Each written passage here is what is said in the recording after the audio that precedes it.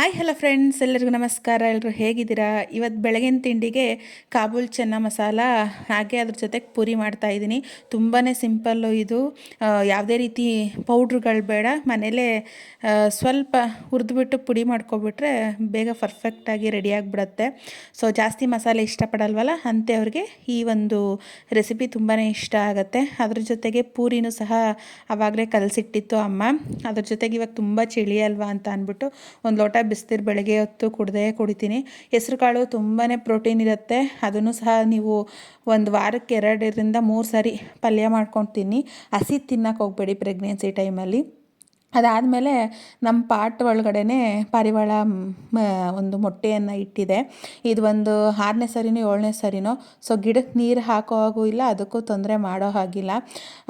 ತಾಯಿ ತನ್ನ ಮರಿಗಳನ್ನು ಯಾವ ರೀತಿ ರಕ್ಷಣೆ ಮಾಡುತ್ತೆ ಅಂತ ಅಂದ್ಬಿಟ್ಟು ಎಲ್ಲರೂ ಅವ್ರ ತಾಯಿ ಆದಾಗಲೇ ಗೊತ್ತಾಗೋದು. ಅದು ಬಾಯಲ್ಲಿ ಹೇಳಿದ್ರೆ ಗೊತ್ತಾಗಲ್ಲ. ಅದಾದಮೇಲೆ ಸ್ವಲ್ಪ ಇವಾಗ ಚಳಿ ಟೈಮ್ ಆಗಿರೋದ್ರಿಂದ ಕೈ ಕಾಲು ಮುಖ ಎಲ್ಲ ಹೊಡಿತಾ ಇರುತ್ತೆ. ಸ್ನಾನಕ್ಕೆ ಹೋಗೋದೊಂದು ಅರ್ಧ ಗಂಟೆ 3/4 ಗಂಟೆ ಮುಂಚಿತವಾಗಿ ಎಣ್ಣೆನ ಈ ಥರ ಮುಖಕ್ಕೆಲ್ಲ ಮಸಾಜ್ ಮಾಡ್ಕೋತೀನಿ. ತುಂಬ ಸ್ಕಿನ್ ಕೇರ್ ಮಾಡೋದು ತುಂಬಾ ಮುಖ್ಯ ಅಲ್ವಾ. ಅದಾದಮೇಲೆ ಖರ್ಜೂರ ಬಾದಾಮಿ ಎತ್ಕೊಂಡು ತಾರಸಿ ಮೇಲೆ ಹೋಗಿ ಒಂದು ಅರ್ಧ ಗಂಟೆ 3/4 ಗಂಟೆ ವಾಕ್ ಮಾಡಿ, ಸೊ ಬಿಸಿಲನ್ನು ಚೆನ್ನಾಗಿ ಕಾಯ್ದು ಅದ್ರ ಜೊತೆಗೆ ಅದನ್ನೆಲ್ಲ ತಿನ್ಕೊಂಡು ಸೊ ಬರ್ತೀನಿ. ಆವಾಗ ನನಗೊಂಥರ ರಿಲೀಫ್ ಅನಿಸುತ್ತೆ. ಇಲ್ಲ ಅಂದರೆ ಎಷ್ಟೇ ಈಚೆ ಬಿಸಿಲಿದ್ರೂ ಮನೆ ಒಳಗಡೆ ತುಂಬ ಚಳಿ ಅಂತ ಅನ್ನಿಸ್ತಾ ಇರುತ್ತೆ. ಬಿಸಿಲು ಕಾಯ್ಕೊಂಡು ಬಂದು ನಮ್ಮ ಮನೆಯವ್ರಿಗೆ ಪೂರಿ ಹೊತ್ಕೊಡ್ತಾ ಇದ್ದೀನಿ. ಸೊ ಪೂರಿ ಪರ್ಫೆಕ್ಟಾಗಿ ಉಬ್ಬು ಬರಬೇಕಂದ್ರೆ ಅದ್ರ ಮೇಲೆ ಬಿಸಿ ಬಿಸಿ ಎಣ್ಣೆನ ಈ ಥರ ಹಾಕಿದ್ರೆ ಈ ಥರ ನೀಟಾಗಿ ಉಬ್ಬತ್ತೆ ಅಷ್ಟೇ. ಸೊ ತುಂಬಾ ಸಖತ್ತಾಗಿತ್ತು. ಮಾಡ್ಕೊಂಡು ತಿಂದಿದ್ದೆ ಫಸ್ಟ್ ಒಂದು ಸಾರಿ.